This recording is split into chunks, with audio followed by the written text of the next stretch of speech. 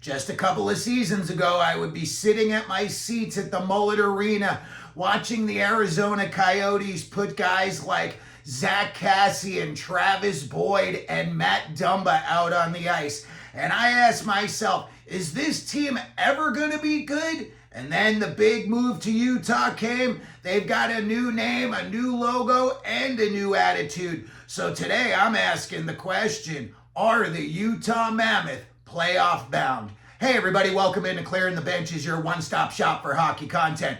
If you go ahead and hit your subscription button right now, you'll be sure to be in on all of our future videos. Well, I remember when the ice girls used to come out to clean the ice, and that's when you would see guys like Zach Cassian and Travis Boyd come over, and they would do laps to stay warm. They weren't getting any ice time at all. And then I used to look over at the bench and I would say, how is this even an NHL roster? And then the story came out that the owner was a schmuck and that all he really wanted was a casino. And seeing as that we are in an area that is loaded with Indian reservations, that was never going to happen here locally. So the big move came, and ever since then, everything seems like it's what it should have been all along in Utah. And even though I'm sad it's not happening here in Phoenix, I am ecstatic for the players on this team that they are finally going to experience some success after, literally you're playing in a minor league arena for a couple of years and there was a big time cloud of doubt over the franchise. And now when I look at the recent drafts that they've had, some of those are still question marks, but if those players pan out, Utah could take a huge jump as early as this season. So let's go through their projected offensive lines. First off, on their first line, and even though I don't think it should be in this order, I think that Utah and their coach, Andre Tourigny Bear, is going to put them out there. They just made the big trade for J.J. Peterka. They gave up a lot, in my opinion. Josh Doan's going to be a very good top six player in the NHL. He's not going to be a bottom six guy. He's got way too much skill and desire. He's just like his old man. He's going to make it happen. Michael Kesselring, I don't know what they were thinking when they gave up on him so quickly. 6'5", 210. He joins the rush. He'll drop the gloves. He plays smart defensively. I don't know. When I look at the guys that Utah is going to be putting out on defense this year, and I personally think that Kesselring could have been their best player. Now, I know that it was a big ask because you were getting Peterka in return, but when I look at that, I think that is going to definitely hinder them a little bit. When we look at the first line, we're going to put Nick Schmaltz in the middle. I'm going to put Keller and Peterka on the wings. Keller could hit 100 points this year. Schmaltz could hit 70, 75 points this year. And the sky's the limit for a guy like Peterka. Keller is a pass-first guy, in my opinion. And then when he does get set up for a shot, he's out a little bit on the perimeter. He's trying to set up over by the face-off circle, looking for that one-timer. I think this could be a very, very good line this year. This line could combine for over 200 points in the regular season, if not much more. I think, again, big-time skill. You've already seen what Keller and Schmaltz can do together. You add a guy like Peterka who could really be a sniper, and this line could explode. Next up, I think this line is even more exciting than the first line. And I've got Logan Cooley, and he's going to be centering the recently extended Jack McBain on one side and sniper potential 50-goal scorer Dylan Guenther on the right wing. This line could explode. You could be hearing all three of these names very early in the season and then again throughout this season. I think Cooley and Guenther, this could be the year that they really blow up. And For people that haven't really heard about them or aren't following them as closely as they should be, I think that's all going to change. Then I look at Utah's bottom six, and let me tell you, especially that fourth line, this is going to be two very, very difficult lines to play against. I've got the third line being centered by Barrett Hayden. Hayden was drafted 5th overall coming out of the Sioux maybe 5 or 6 years ago. And last year, he's battled injuries in his career, but last year he was healthy for the most part, and he showed why he was drafted so high. He's a fearless player. He's not the biggest guy, but he is not afraid to go to the corners or to the front of the net, and he is able to cause chaos. And last year, he started to bang home some rebounds, and you started to see again why he was drafted so highly. And on the wings, I've got two up and down guys. A mucker in Lawson Krause. He was drafted very high by Florida back in the day. I think it was 11th overall. He is a big body, and he's able to score 20 goals every year. Pretty much no matter where you put him in the lineup, he'll come through with that 20-goal mark. Same with Alex Kerfoot. Excellent defensively, kills a lot of penalties. This could be your penalty-killing trio, line number 1. Then when you go to the fourth line, holy cow, this is going to be a nasty line to play against, okay? You've got Kevin Stenlund in the middle. He won the Cup in Florida, came to Utah last year, and he proved he is an excellent player and worth whatever he's getting paid. And then I've got recently signed Brandon Tanev on the left wing, and I've got big spicy tuna Liam O'Brien on the right wing. Tanev and O'Brien are not afraid to drop the gloves. They'll get in fights. Krause is not afraid to drop the gloves. McBain is not afraid to drop the gloves. Now you've got some snarl to go with the size and the skill.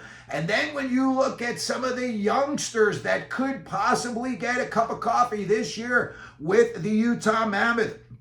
A few years ago, they shocked the whole hockey world when they drafted Daniil Boot at number 12 in the NHL entry draft. He's a huge body. He's like 6'6". He's signed. He's over here in North America now, and he's going to have a chance to make the big clubs. So you may see him at times in this game if there's injuries on, this season rather, if there's injuries on the Mammoth roster. Another guy, TJ Ginla. I don't think you're going to see him so much this year, but maybe next year. He may get his 9-game tryout, though, this year with the big club. Cole Bedoin, another kid that when you watch this kid play, I think he's pretty much NHL ready.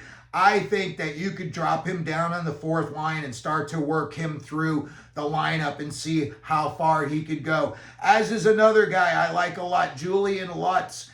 I think he's another player, he's been around a little bit longer, so they are a little bit more familiar with him and what they've got in him. But I think if an injury were to occur on the Mammoth, he could be a guy that gets a call. Now let's look at what they've got on defense. And in my opinion, they've really, really improved since the days of the mullet. That is for sure. Let's start off with their first line combo, and that is Mikhail Sergachev and Sean Durzi. Sergachev's a lefty, Durzi's a righty. Both of these guys are very offensive-minded. Both of them are excellent skaters, excellent puck movers.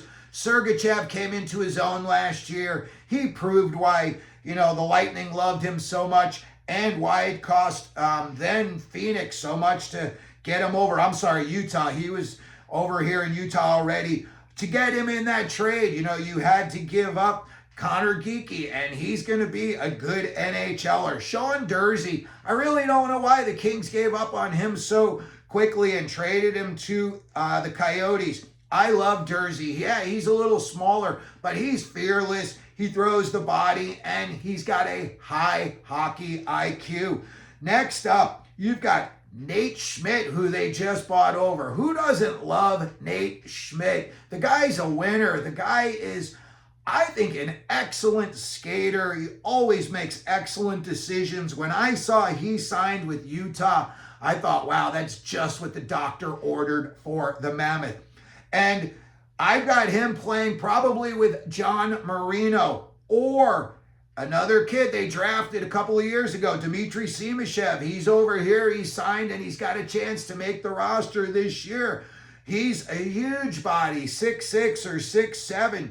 So, you were able to put him out there. They say he's an excellent skater. With a guy like Schmidt, who is an excellent skater, that could really be an excellent second line of defense. Then the third line, I think you're going to get a rotation of 3 guys: Ian Cole, Olli Maatta, and Juuso Välimäki.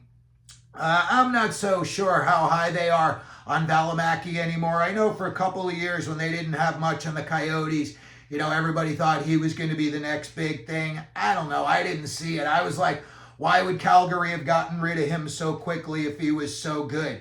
But I think you're going to see a combination of those 3 guys. And Cole and Maatta, for the most part, are good two-way defensemen. They can join the rush and they can play well in their own zone. Then when I look at what they've got in goal, I think, in Karel Vejmelka and Connor Ingram, a couple of years ago when I was watching it, it was big time switched. Everyone thought Connor Ingram was going to be the next big NHL goalie name. He went through that streak when the Coyotes were pretty lousy, and he beat 5 Stanley Cup winning teams in a row. They played 5 of them in a row, and he won all 5 of those. I sat and I watched him from 10 feet away shut out the Tampa Bay Lightning and stop 50 shots. He looked like Hanrahan in Slapshot. He probably was flinching when he went to bed that night. When I look at them now and how it's switched, and Vejmelka has very much taken over as the starter, and Ingram, he's the backup now. I know Ingram's had some mental health issues, and, everybody wishes him the best. He's such a likable guy. Who doesn't love Connor Ingram? But he's got to prove that he's able to not only stay on the roster, but also be a contributing factor when they bring him in to relieve Vejmelka. And then they bought in Vitek Vanacek.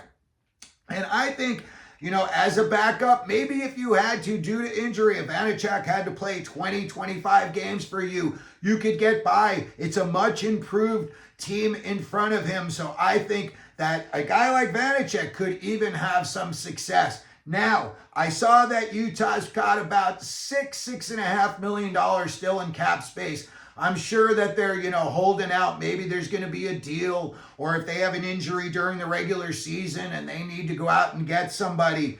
But there is a goalie out there that I think could be a perfect fit for Utah, and that's Alex Georgiev.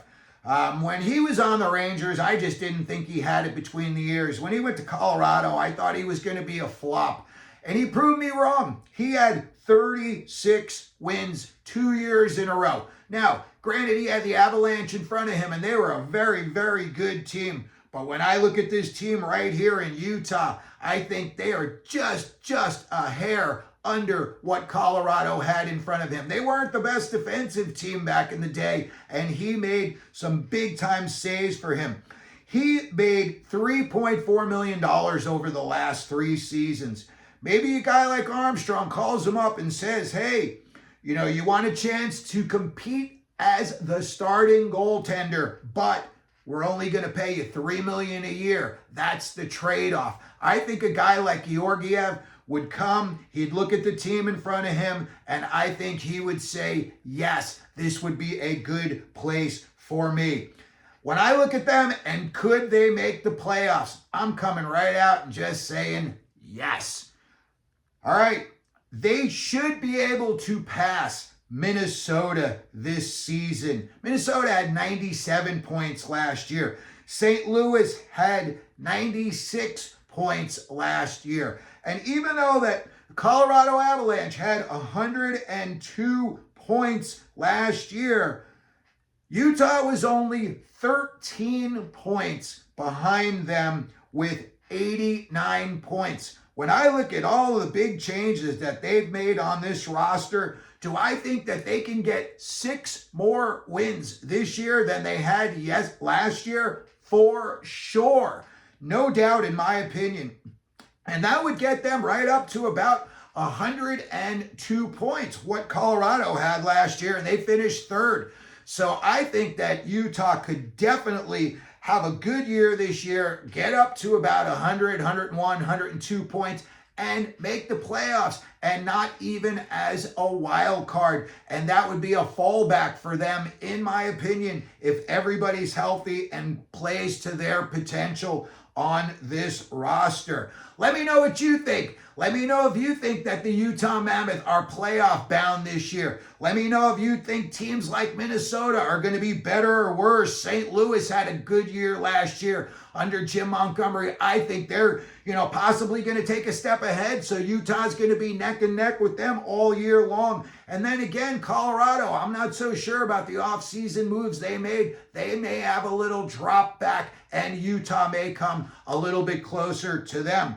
So let me know if you think Utah's going to make the playoffs. If you could, please like the video. As always, don't forget to subscribe and do what we do here at Clearing the Benches. Let them know you're out there.